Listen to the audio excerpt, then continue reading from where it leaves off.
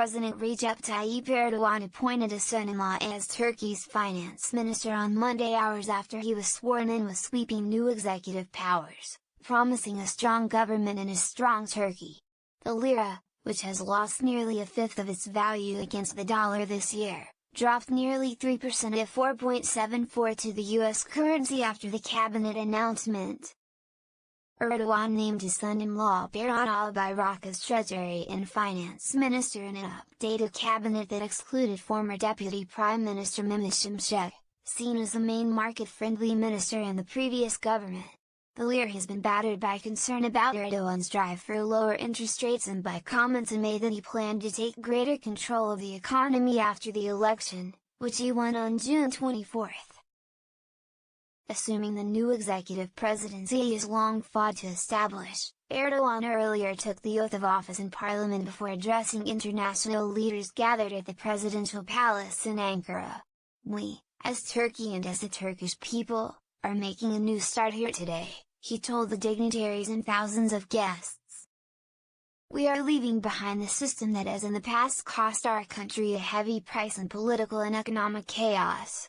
Erdogan named Fuat Oktay, a former Turkish Airlines executive who studied in the United States, as vice president. Armed Forces Chief of Staff Hulusi Akar is named defense minister. Foreign Minister Mevlut Çavuşoğlu remain in his post. Erdogan, 64, says a powerful executive presidency is vital to drive economic growth, ensure security after a failed 2016 military coup and safeguard Turkey from war across its southern border in Syria and Iraq. "We are embarking on this road by using this opportunity as best we can for a strong parliament, strong government and strong Turkey," he said. Institutionalized autocracy. The introduction of the new presidential system is the biggest overhaul of governance since the Turkish Republic was established on the ruins of the Ottoman Empire nearly a century ago. The post of prime minister has been scrapped and the president will be able to select a cabinet, regulate ministries and remove civil servants, all without parliamentary approval.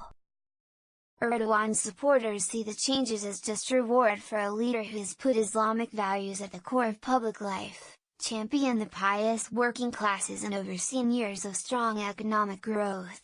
Opponents say the move marks a lurch to authoritarianism, accusing Erdogan of eroding the secular institutions set up by modern Turkey's founder, Mustafa Kemal Ataturk, and driving it further from Western values of democracy and free speech.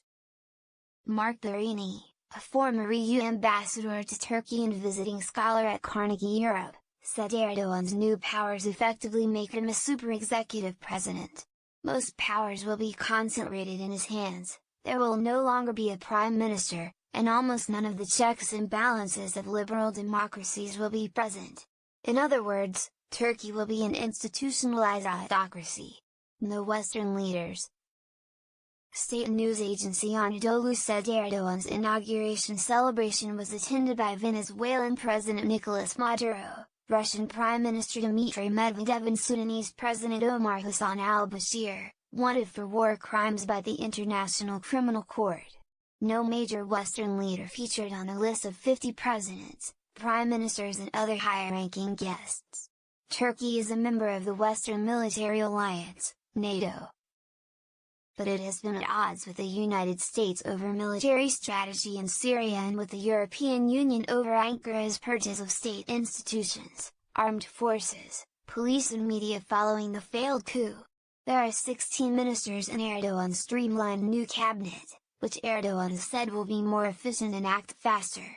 The new government faces immediate economic challenges. Inflation surged last month above 15%, its highest level in more than a decade, even though the central bank has raised interest rates by 5 percentage points since April. Turkey also faces a widening current account deficit, making it reliant on weak foreign investment to plug the gap. Earlier on Monday the lira briefly dropped more than 1% after a decree removed a clause stipulating a 5-year term for the central bank governor. Scrapping the term would remove a shield that helps ensure the bank's independence from politicians, former central banker Ruker Gürses said. A senior advisor to Erdogan later said that governors would still be appointed for a 5-year term.